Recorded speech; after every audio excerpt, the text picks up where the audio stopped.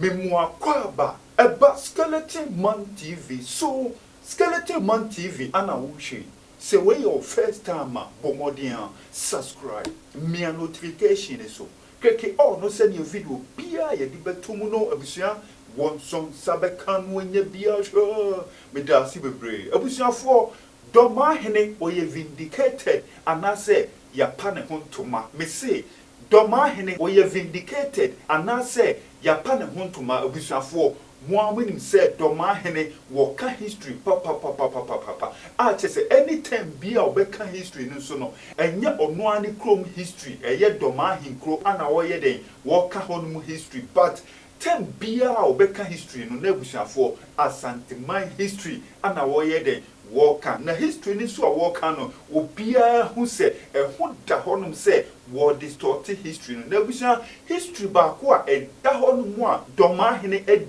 edinai eni se asantefo eyeden ekum Dormaahene bia ye frɛ no Dormaa Kusi abakwasem eda honum ni se Dormaafo no omoti baabi e frɛ no Sontreso na Sontreso honum na abusuafo omotie no omoto hye Dormaahene ani e frɛ no obri yebu a omoto hye no so eyeden eprepra na abusuafo kyese omankuno but omu prepra no eno na kyese eprepra no mu no ne ho anto no ana abusuafo owuye na Dormaahene a ye frɛ no obri yebu yi abusua na ne wo faase eni Osetutu the first into Osetutu the first ene beye den ebetena Dormaa akonya ne so into obetena so no na abusua ewo se enkofo na omu prepra ne wofa ama ne wofa ewu no ewo so no so ye den wo take revenge on them eno na kyese wo to share aduanafo isu a abusua Satan no omu ye den omu dwane afri Sontreso won because no mate say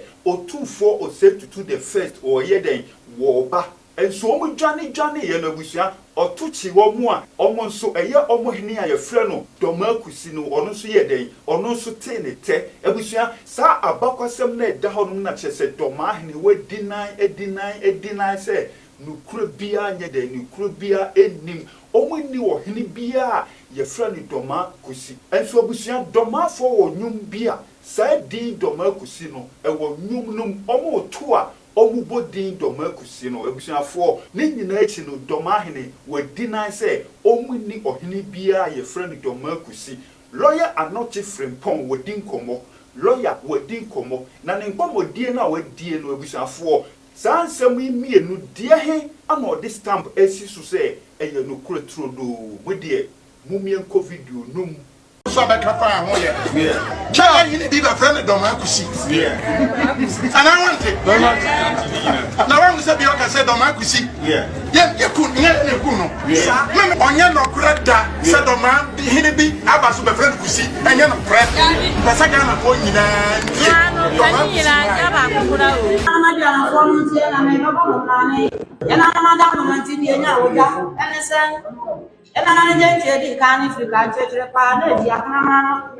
e yo de for yesu bi ni ba bia e pie se ne Dormaa Kusi Afri Dormaa ye se ne Dormaa Kusi Afri Dormaa ye se ne Dormaa Kusi Afri Dormaa ya masanya fo suka bi e man no ko tro bo akobia e woni ama asana bishia bia e dia bombo ya bia na asase ya e bia nani akade na na fra su bi jan Asanteman so se de pie so di ade fie bodie aboaja ma kete yan fan che chira ade yan fan ade no tuli bo afo adwabo anana no odwabo muni. We need to know about Bono Dormaa Asanteman nguta hudie ben ena omo wo in history nti yan sha asem free ho na fe break ko animo no ne aka nkete no me bisa na ode asoso de amaye medas nana maye lawyer ni dia na Dormaahene ya judge na mka say obesha ase se minim no ana okay nti not just a personal nti in like very important okay because Dormaahene my classmate. Oh great. Yes, great. Yemi no Commonwealth Hall. Oh I see. Yemi no da E block or yemi next roommate. Wow. Not just yena ye LLB 1990. Wow. E chese minim ni ye ankasa and no so near me pa. I see. Above all, men no any Neil and Van der Po NDC no. Na they organize Accra House of Folk our campus Oh I see. It's not just a minim Dormaahene he na Otumfuo nso me papa edi akonwa wɔ ne fie sorry ewo menhia afresi ka hene okay na kwa me yeboa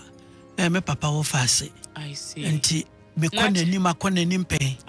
dwumadi a me di wache miska sɛ menkoso na memfa nokore emfa nye edwuma nti wo mu me enu minim wo mu kwan so na say you are the right person say ye no wudi sa enkomo yi automatically well not because say minim wo na the right person say mesua edwumadi a wo de ma minim ho nim die kakra okay ya da sepa ne sanche mu na wo de a piece so amaye no nti abusua ono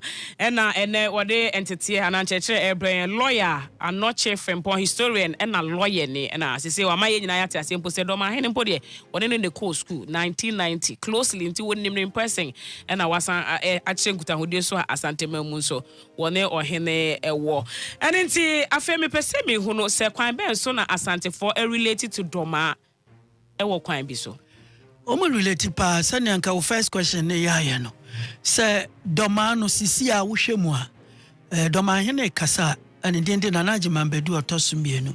okasa oka yen bono wo hwe mu pa bono no mpo de na nka onka ho akire no koda na bono ti se bi obi yesremini na be 200 years ago oba betena Asanteman wo betuma kire na se babia ofi enti Dormaa no ye betumi akire won wase babia wo mfi se ye ka bono no a na nka o modern bono no o mo nka ho tete bono ne de ne okani bia ye bono obi afri bono techiman na mompa bono as state o de ne sesi ne busa yan bono fo no ende na na Dormaahene wonka ho I see ne de no ene se Dormaa asha se pa no omu ye duanafo na duana no omu de ne asante esumenya samna ne na asante mai abra Dormaafo wo esumenya no na asante emai ehona na wo mu ewo eye duana on among our clans we always have 7 or 8 clans always Dormaa de no ene aduana a wo mu de ato wo mu team adiam aduana club we aduana united no aduana stars sorry no mu free wo no ena migration ni mu ade wo mu kokopie akwamu omu akwamu a wo mu di ade wo akwamu state no wo mu ka royals no ehu ena omo hene ma ba ko hima ba ko efa na nanampo bia trouble kakra ba over secession we can say secession dispute ama nani anye so obekoso atena akwamu nti odi ne dom anim asan di wo mu ba Asante na ma omo ankwankotena asumenya biom omo kokotena babia enne ya frano suntira so ewo Asante memu nti sa me toaso a omuduru hono it was a very vacant area vacant land omukokotena eho samre na enne baby Kumase no ewo no ye kamea ye se nka eye Dormaafo ne dia na ye aman mienu eka Dormaa ho ena omote sa state no ba ko ne tafo eye Kumase tafo ya ena amakom afei Dormaa miensa no ena nke Kumase man we say eye one dia okay wo mote ho no wana Asante so you see say omo ase no Asante more than the bono no omo te ho no ena Asantefo nso no omo nte Kumase ya miken omo obekwai area ayefra ho amanse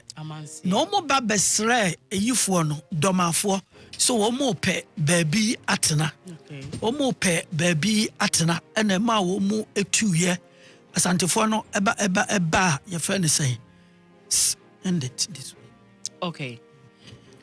right we are live on Angel 102.9 FM your Jumenie and lawyer Anokye Frimpong and Chechre what they assume here with regards to all that it is ekoso ewo Dormaa and afi Asanteman entem no ena wabo enchemu no etude efri ase no what say one womo ewo direct enkuta hodie that they know themselves like in person enti no yada to aso efi babia okosi no the very first question was after so no ankasa che mu se onim wo mo one Dormaahene akọ school na afe Asantehene enso so no wone no ewo enkuta hodie no afe wa kire ye se ye be kan na che se Dormaa ankasa mpo se ye ka bonofo a na nka wontumi form nsa ensi wo mobo in history because baby a wode nchemu no fiba no by now I'm sure say what you say are familiarize it well. Enti yabetwa enkomo no so sabre edu ba kon abo apa hosima edu. Okay, enti with the background information what they amaye no na say what will be the genesis anam so ama santa wantawa abeda Dormaa ene Asanteman mu no ekoso. Very good. Enti ne yakoba he ne say Dormaafo no besra asase e wonne baby e frɛ no Kumase no na wo mu eba betena na Dormaafo de won wasase e de ma Asantefo no omu fi amanse eba no omu ye kakra bi anche na omu fa asase ni nyina okay na Dormaafo no bufuye nti e de ntokwa ba wontem e ma Asantehene a no tosumiensa ye oti akantan yeah ene wo mu kun ma opirae nti anche na owuye okay na omu de ohene foforo si so efe na obiri yeboa okay eno nso so oba betua ntokwa no so because Dormaafo ne pe won wasase na Asantefo na fa ehwo nyina na omu tene kwa baabia nti the next war no omu kum obiri yeboa okay omu kum obiri yeboa na che se Asantefo no ehwe nipa foforo a obeba bedi akonwa no okay nti na ese osei tutu na osom wo denkyira wakopie ewo akwamu yeah ono ene konfo Anokye ye nadamfo se ne enim story no wo mu eba yeah wo mu ba ene ne ma wo mu tumi defeat Dormaa no was simply because wo mu fra akwamu ba Christianborg Castle ebeto tuo na ansasasre kuma wo mu mema hanan 400 very strong soldiers say wo mu enka wo ho omu dru ho no weapons no omu de kwai na interior fo no omu hu ne bida on se cost fo na ne abrofo di edwa nti omu hu ade foforo nti ama eye so easy so mbe defeat Dormaa na omu ekum Dormaafo so hene a oye Dormaa Kusi nti na chese aye 11 na mo Asantefo amfanso a konfo Anokye hye se yempam wo mu firi okra ne omu aye ne yemusuo so omu akum Asantehene nti yepam wo mu efiri ho ena omu koya kopie babia ena ya friend German ewo Ivory Coast bontuku Drobo dabi omu de na different way in Ivory Coast for Dormaafo pa pasas na about 2 times Ivory Coast Ghana de kakra impo no so pa omu kopie ho